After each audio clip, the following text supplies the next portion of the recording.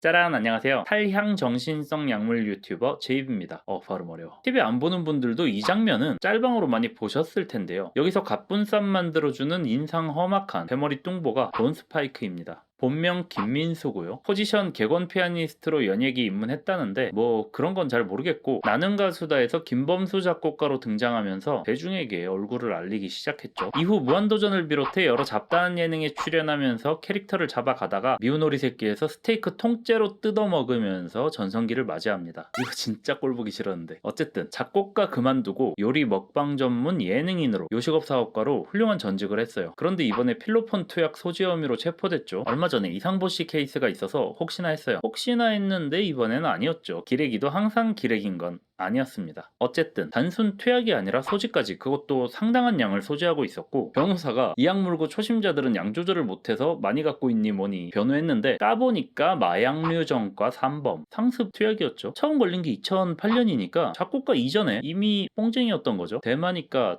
떨쟁이인가? 뭐 어쨌든 올해 6월에 결혼한 신혼 3개월 차 새신랑인데 9월에 필로폰 투약 및 소지로 구속. 파보니까 유흥업 종사자들과 필로폰 파티를 했네요. 필로폰은 대표적인 섹스 약물인데 유흥업 종사자들과 필로폰 파티라. 집단 약물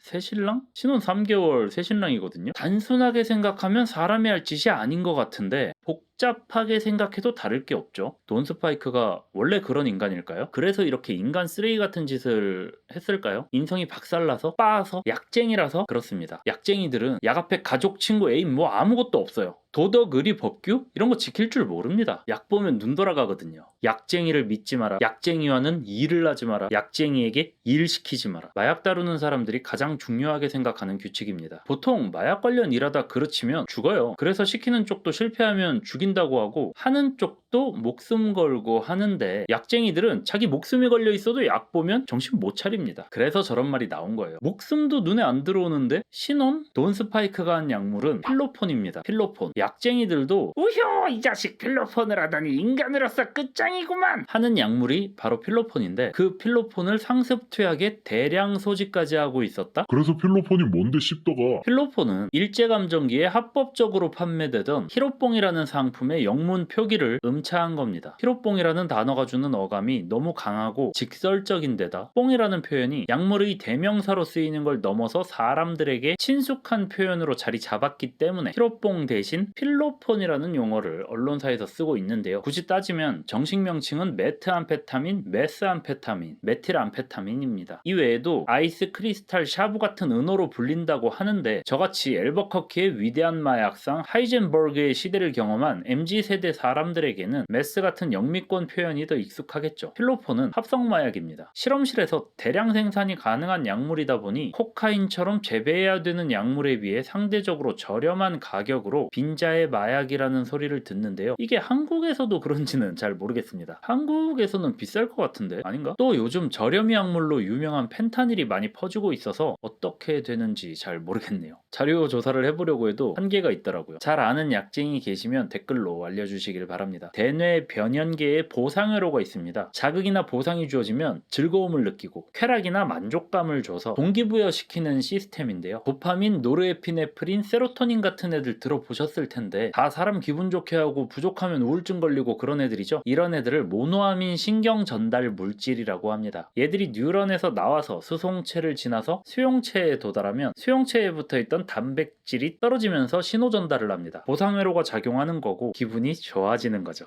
그리고 수용체에 흡수되지 못한 모노아민은 다시 수송체를 지나서 뉴런으로 재흡수되는데요. 필로폰은 이 보상회로를 망가뜨립니다. 영구적으로. 뉴런을 자극해서 더 많은 모노아민을 방출시키고 수송체에 작용해서 모노아민의 재흡수를 막아요. 시냅스에 넘쳐나는 모노아민은 수용체가 박살날 때까지 작용합니다. 평상시에 12배에 달하는 도파민이 벽돌 깨기 하듯이 수용체를 들이박는데요. 약효가 끝나고 나면 재흡수도 못하고 대출받아서 뽑아내느라 텅텅 빈 뉴런, 막혀있어서 고장난 수송체, 그리고 너덜너덜해져서 둔감해진 수용체가 남아요. 보상회로 성능 효율이 박살난 건데 몸은 그때 그때의 강렬한 기억을 경험으로 남겨뒀습니다. 뭘 해도 쾌감이나 쾌락을 느낄 수 없어요. 만족감이 들지 않고 행복하지 않아요. 삶이 무의미해집니다. 맛있는 음식을 먹어도, 섹스를 해도, 돈을 벌어도, 성공해도 보상회로는 예전처럼 작용하지 않는데 역치는 높아졌어요. 그래서 필로폰을 하기 전으로 돌아갈 수 없어요. 똑같은 삶을 살면 우울한 삶이 되는 겁니다. 그런데 여기서 벗어날 수 있는 방법이 있죠. 필로폰을 또 하면 돼. 그런데 하면 할수록 효율이 떨어집니다. 같은 양의 필로폰으로 만족할 수 없어요. 필로폰을 해도 만족하지 못하는 상황이 옵니다. 양을 늘려야죠. 이제 이 사람의 목적은 더 많은 필로폰을 하는 거예요. 필로폰의 노예가 된 겁니다. 필로폰을 위한 삶이 되는 거예요. 삶의 주체가 필로폰이 되는 거죠. 그래서 신혼 3개월 새 신랑이고 뭐고 그냥 필로폰 찾는 거예요. 신혼에 신부가 있든 말든 그냥 유흥업 종사자랑 필로폰 파티하는 겁니다. 물론 돈 스파이크가 그냥 태생이 개쓰레기라서 필로폰 안 했어도 미래 파티를 즐겼을 놈일 수도 있죠. 원래 그런 놈일 수도 있어요. 필로폰 입장에선 억울할 수도 있는데 그래도 일단 그냥 필로폰 때문인 걸로 하고 넘어갑시다. 원래 다 이렇게 하는 거예요. 이게 관리입니다. 약쟁이가 걸리면 다 약 때문에 다 중독돼서 어쩔 수 없이 그런 걸로 쳐주는 거거든요. 운동선수는 약물하면 기록 말소됩니다. 얘가 언제부터 약 빨았는지, 기록들이 약 빨고 세운 기록인지 아닌지 모르니까, 불확실하니까 걸리기 전의 기록들도 못 믿는 거죠. 그래서 그 사람의 기록 전체를 말소합니다. 모든 기록이 약반 걸 전제로 치는 게 국룰이에요. KBO는 운동 아닙니다. 스포츠 아니에요. 약 빨아도 계속 선수 생활하는 건 스포츠로 치면 안 됩니다. 어쨌든 돈 스파이크도 마찬가지입니다. 얘가 만든 노래, 곡, 요리 전부 다 약 빨아서 한 거죠. 아무 재능 없는 그냥 평범보다 못한 인간이 약 빨아서 어쩌다 뭐가 된 거예요. 약 없었으면 작곡도 요리도 예능 출연도 못했을 인간인 거죠. 그러니까 돈 스파이크는 필로폰한테 고마워해야 됩니다. 예능인, 요리사, 사업가 만들어준 게 필로폰이잖아요. 약쟁이 돼서 감옥엔 갔지만 그건 자기가 약해서 그런 거고, 대신에 약하는 동안 필로폰이 이것저것 시켜줬잖아요. 처음에 보여드린 갑분싸? 이게 과연 돈 스파이크의 순간적인 재치였을까요? 아니거든요. 약쟁이가 이룩한 모든 건 필로폰 빨입니다.